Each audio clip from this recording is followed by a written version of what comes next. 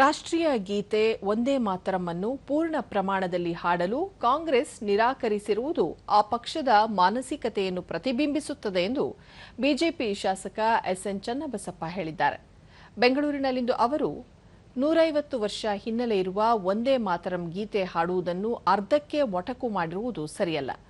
ಒಂದೇ ಮಾತರಂ ಬಗ್ಗೆ ತಾತ್ಸಾರ ಮಾಡುವ ಜೊತೆಗೆ ದೇಶದ ಕಾನೂನನ್ನು ಗೌರವಿಸದಿರುವ ಕ್ರಮ ಒಳ್ಳೆಯ ಬೆಳವಣಿಗೆಯಲ್ಲ ಎಂದರು.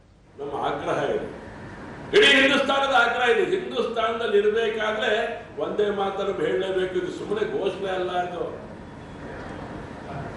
ಬರೀ ಘೋಷಣೆ ಮಾತ್ರ ಅಲ್ಲ, ಇದು ವರ್ಷಕ್ಕೊಮ್ಮೆ ಹೇಳಂತ ಘೋಷಣೆ ಮಾತ್ರ ಅಲ್ಲ, ಇದು ಅಕ್ಷರಶಃ ಮುಂದಿನ ದಿನಗಳಲ್ಲಿ ಆ ರೀತಿಯ ಒಂದು ಆಂದೋಲನಕ್ಕೆ ದೊಡ್ಡ ಮಂತ್ರ ಆಗುವಂತ ಪರಿಸ್ಥಿತಿ ಈ ಘೋಷಣೆಯಲ್ಲಿ ಅಡಕಾಗಿದೆ ಅಂತ ಮಾತನ್ನ ಈ ಸಂದರ್ಭದಲ್ಲಿ ಹೇಳ್ತೇನೆ. ವಿಧಾನ ಪರಿಷತ್ ಸದಸ್ಯ ಡಿಎಸ್ ಅರುಣ್ ಶಿವಮೊಗ್ಗ, ಶಿಕಾರಿಪುರ, ಶಿರಾಳಪುರ ಸೇರಿದಂತೆ ಸಾಕಷ್ಟು ಭಾಗಗಳಲ್ಲಿ ಗೋವುಗಳ ಕಳ್ಳ ಸಾಕಾಣಿಕೆ ಮಾಡುವ ಗುಂಪುಗಳಿದ್ದು ಅಂತಹವರನ್ನು ಬಂಧಿಸಿ ಅವರ ವಿರುದ್ಧ ಸೂಕ್ತ ಕ್ರಮ ಕೈಗೊಳ್ಳಬೇಕು ಎಂದು ಆಗ್ರಹಿಸಿದರು. ಈ ದೊಡ್ಡ ಗ್ಯಾಂಗು ಶಿಕಾರಿಪುರ, ಶಿರಾಳಕೊಪ್ಪ ಭಾಗದಲ್ಲಿರುವಂತದ್ದು ಆ ಭಾಗದ ಜನರು ಭಯಭೀತರಾಗಿದ್ದಾರೆ.